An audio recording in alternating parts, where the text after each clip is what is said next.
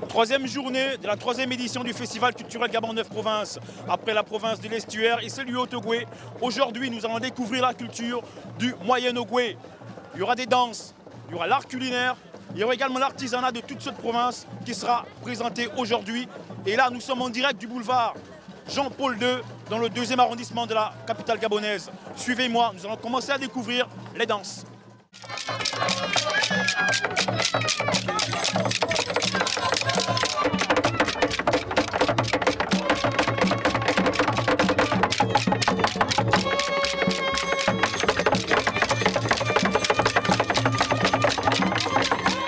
Nous venons une fois de plus assister à une danse culturelle du Moyen-Ogooué. Il s'agit de quelle danse? Il s'agit de quoi concrètement? Allons découvrir avec un membre du groupe.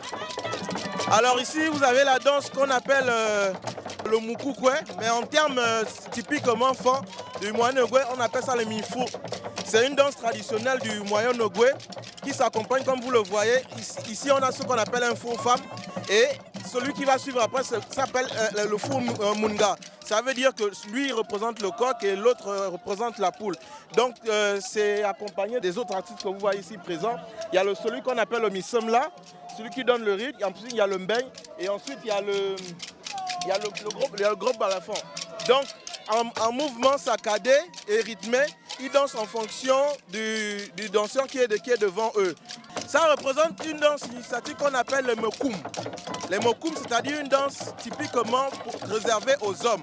On le fait normalement au lever de terre, à les mariages. La rumeur dit que les personnages qui sont dans ces Moukoukoué, ils sont possédés, que c'est des esprits qui dansent. Que répondez-vous à cela? Non, non. Nous, typiquement, moi je suis du groupe. Je peux vous dire que personne de nous n'est possédé. À l'intérieur, c'est un homme comme vous et moi qui seulement a appris à danser au village et qui, le moment venu, on lui met simplement un masque sur la tête et puis c'est tout. C'est vrai qu'il y a une initiation, mais ça ne rentre pas dans le cadre des possessions ou des invocations maléfiques, etc. etc. C'est typiquement folklorique et traditionnel.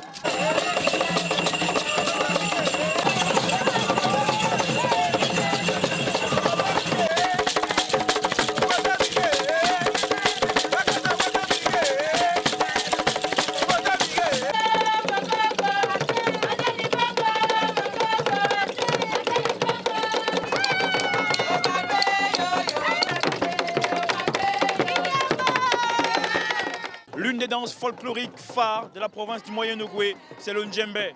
Qu'est-ce que c'est que le Ndjembé? Allons le découvrir avec le responsable de ce groupe. Elle est là, elle est en train de danser. Ils sont vraiment empreints dans leur élément. On saura un peu plus sur cette danse qu'est le Ndjembé. Bonjour. Bonjour. Vous êtes membre de ce groupe. Peut-on savoir ce que c'est concrètement le Ndjembé? Le Ndjembé, c'est une danse initiatique et c'est typiquement féminin. C'est une danse que juste les femmes dansent, il n'y a pas les hommes. Et c'est un peu compliqué à dire parce que ce sont des choses un peu concrètes. Mais sinon, c'est une danse qu'on pratique juste quand il y a les initiés, quand il y a les maladies, quand il y a les aïeux qu'on veut honorer, c'est ça. Et ce qu'on fait là, c'est le Nginda. À Lambaréné, c'est la danse qui suit le Ndjembé. En fait, quand la cérémonie est finie, tout le monde est en joie, on pratique le Nginda. Ça, c'est la danse pour se réjouir, pour dire qu'on est content, la cérémonie s'est bien passée, il n'y a pas eu de soucis. On se rend compte que vous avez un accoutrement particulier. Vous avez des feuillages sur la tête et des pagnes. Est-ce à dire que c'est cette danse, c'est cet accoutrement qui accompagne cette danse? Ça, c'est sur la tête, c'est à Goyi et l'accoutrement, c'est les pagnes au Koroué. C'est ça. Chez les Pongoué, par exemple, ou bien à Port-Gentil, on peut être vêtu de blanc. Mais à Lambaréné, ce sont les pagnes au Koroué. Au Koroué, c'est la bande rouge qui passe sur tous les pagnes. Justement, quelle est la symbolique de cette couleur et de ces couleurs que vous arborez dans votre danse? Maintenant, la profondeur, je ne peux pas expliquer. Ça, c'est vraiment beaucoup expliqué et ça, je ne peux pas. Le thème de cette année, c'est langue locale et jeunesse. Pensez-vous qu'avec votre danse, vous contribuez en chantant à la propagation et encore à la vie de la langue locale dans votre localité? Je préfère que c'est mieux. Je pense que c'est mieux. Ça peut divertir tous les petits qui veulent se décaler un peu de la communauté. Donc les braqueurs, tout. Même les filles qui veulent commencer à fumer, machin. on peut les prendre pour commencer à danser et puis ça va leur changer les idées, ça va juste les occuper. Vous l'avez découvert comme moi, la danse ne signifie pas simplement la réjouissance, mais c'est une façon pour elle aussi de lutter contre l'oisiveté, contre tous les maux de la société et de participer à l'éclosion ou encore à la vie de la langue dans le Moyen-Ogooué.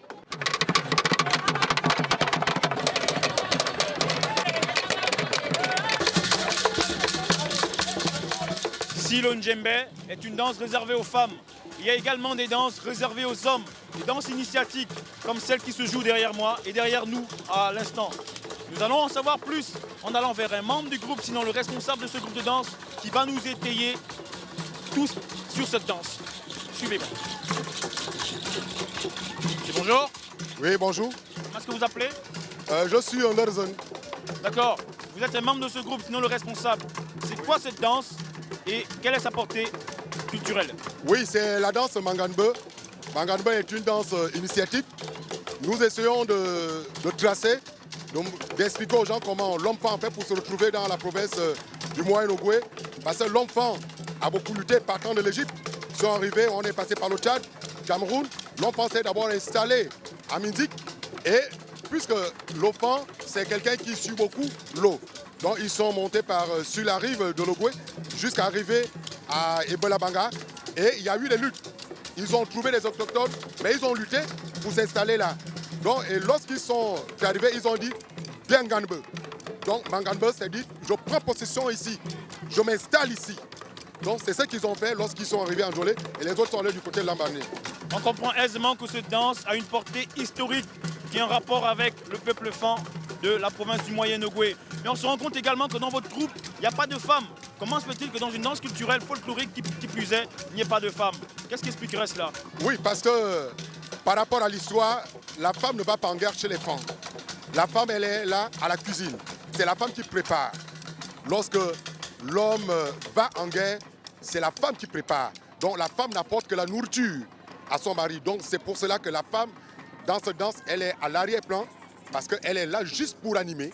Et la partie que nous présentons ici aujourd'hui, parce que cette danse a beaucoup de rituels à l'intérieur, mais nous, c'est une partie du public que nous sommes en train de présenter. Mais la partie initiatique proprement, avec les rituels, ça aussi, c'est une autre chose. Voilà. Merci.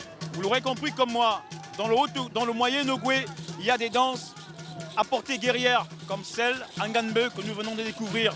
On va continuer notre périple vers des stands d'artisanat.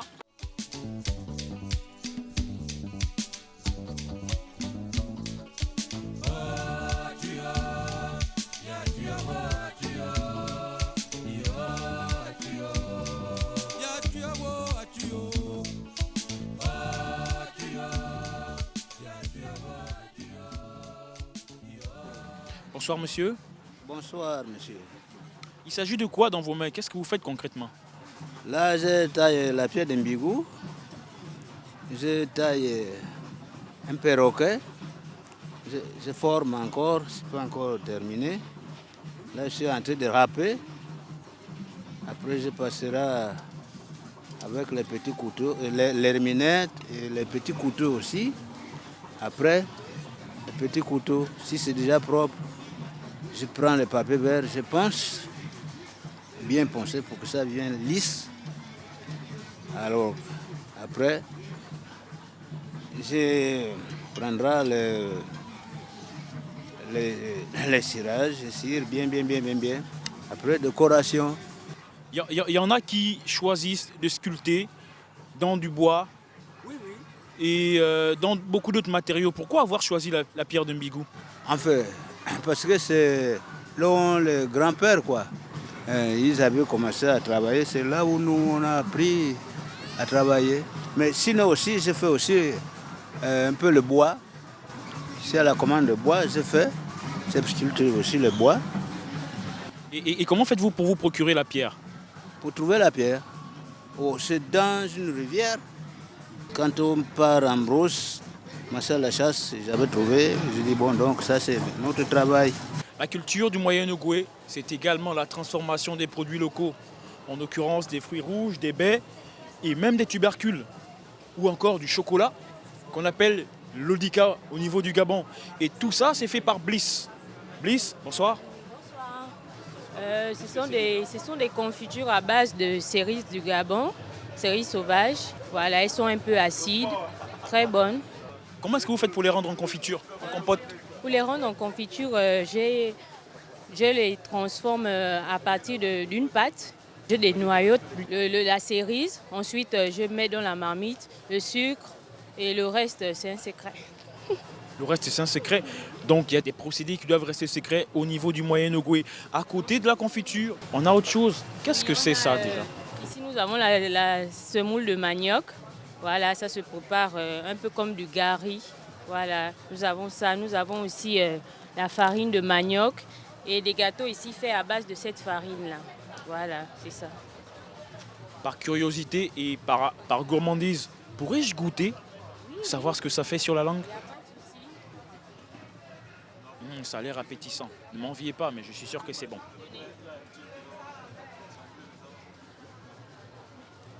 Chers téléspectateurs, je ne vous dis pas le plaisir que je ressens en ce moment et je vous invite à faire comme moi. Arriver au boulevard Jean-Paul II, c'est simple, c'est pas loin. C'est là que se passe la 3e édition du festival Gabon 9 Provinces. Et il y a des petits délices comme ça, comme celui que je viens de goûter, qui restent collés sur votre langue tout au long de l'après-midi. Suivez-moi, notre balade continue à la découverte des mains et des transformations des produits locaux.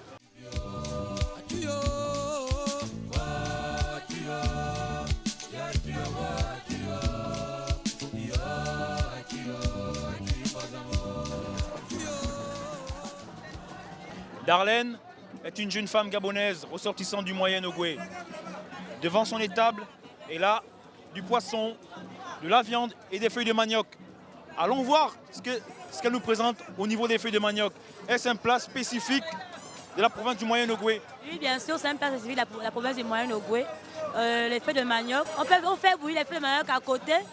Ensuite, quand ça tarit, tu prends le jus de niemboué, tu le mélanges à l'intérieur, tu fais bouillir encore. Quand ça tarit maintenant, tu mets le poisson fumé, tu mets l'huile de côté, tu chauffes l'huile, tu fais le mélange, ensuite c'est bon, c'est prêt. La différence avec l'autre province, c'est que par exemple la province du Wellington, là-bas on fait bouillir, on peut mettre l'arachide, mais chez nous on ne met pas l'arachide. À côté des feuilles de manioc, y a-t-il autre chose, une spécificité du Moyen-Ogooué, comme du poisson pêché par exemple dans les eaux de l'Ogooué? Par exemple, au Moyen-Ogooué, on retrouve, là en marine, on retrouve le sang-non, on retrouve la carpe. Par exemple, j'ai fait des paquets de carpe. J'ai aussi fait un bouillon de carpe. En faisant votre activité, pensez-vous contribuer à la vie de la culture du Moyen-Ogooué à travers l'art culinaire, évidemment? Oui, bien sûr, dans la mesure où les gens qui viennent découvrir les spécialités du Moyen-Ogooué nous demandent quelles sont les spécialités du Moyen-Ogooué. Et je leur propose, je leur explique. Si ça les intéresse, ils mangent, ils découvrent, on peut dire que l'art culinaire du Moyen-Ogooué. Merci.